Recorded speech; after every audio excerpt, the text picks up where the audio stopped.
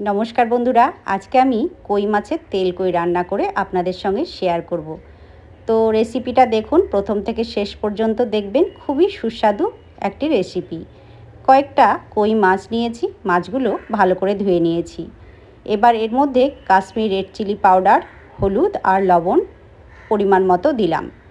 हाथ दिए भालो करे सब एकसंगे माखिए नेब।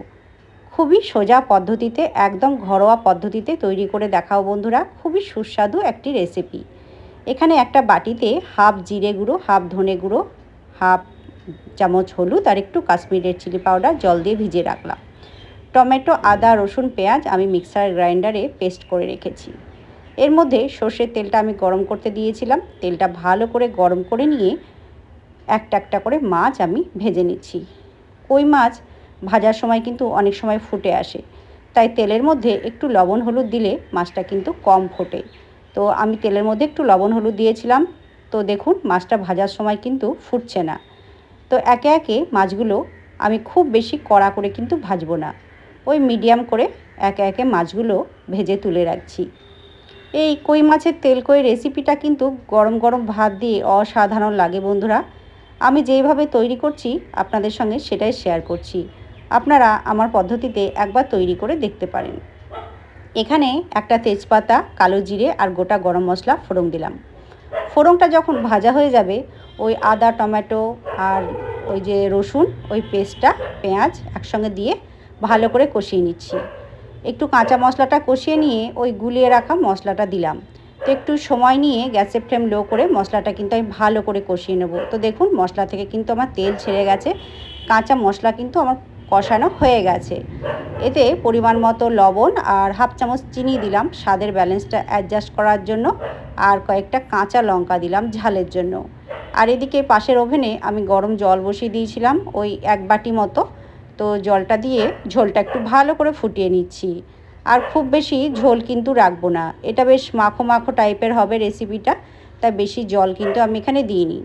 তো ঝোলটা যখন ফুটে যাবে তখন ভেজে রাখা মাছগুলো আমি সব দিয়ে দিলাম। ঢাকা দিয়ে ওই 3-4 মিনিট মতো ফুটিয়ে নিলাম। 3-4 মিনিট পর ঢাকাটা খুলে মাছগুলো একে একে সব সাবধানে উল্টে দেব। আর কিন্তু আমি ঢাকা দেব না, ঢাকা ছাড়া আবার 2 মিনিট মতো ফুটিয়ে নেব, কারণ মাছগুলো আমার খুব ভালো মতোই সেদ্ধ হয়ে গেছে। তো দেখুন মাছগুলো কিন্তু ফুটে গেছে, সেদ্ধ হয়ে গেছে। তো নামানোর আগে হাফ চামচ গুঁড়ো গরম মশলা দিয়ে নেড়েচেড়ে মিশিয়ে নিচ্ছি। আর এতে দিয়ে দেবো কিছুটা পরিমাণ ধনেপাতা কুচি। ধনেপাতাটা অপশনাল, আপনারা না দিতেও পারেন, তো আমার বাড়িতে ছিল তাই আমি দিলাম। তো এবার নেড়েচেড়ে ভালো করে মিশিয়ে নেব। আমার কিন্তু তেল কই তৈরি হওয়ার মুখে চলে এসছে। লাস্ট ফিনিশিং আপনাদের সঙ্গে শেয়ার করব।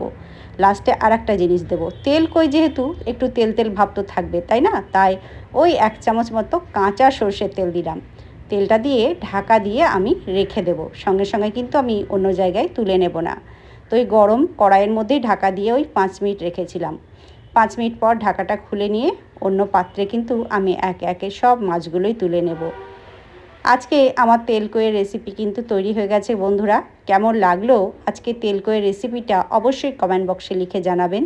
যদি ভালো লাগে তো অবশ্যই ভিডিওটি ছেড়ে যাওয়ার আগে একটা লাইক, কমেন্ট অ্যান্ড শেয়ার করে পাশে থাকবেন। আর আমার চ্যানেলটি অবশ্যই সাবস্ক্রাইব করে নেবেন বন্ধুরা, নতুন বন্ধুরা অবশ্যই করবেন।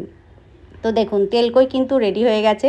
আজকে আমরা ভাতের সঙ্গে খাবো, গরম গরম ভাতের সঙ্গে তেল কই। তো কেমন লাগলো বন্ধুরা অবশ্যই কিন্তু কমেন্ট করতে ভুলবেন না। আর যদি ভালো লাগে অবশ্যই বাড়িতে তৈরি করে একদিন খেয়ে দেখতে পারেন। নমস্কার।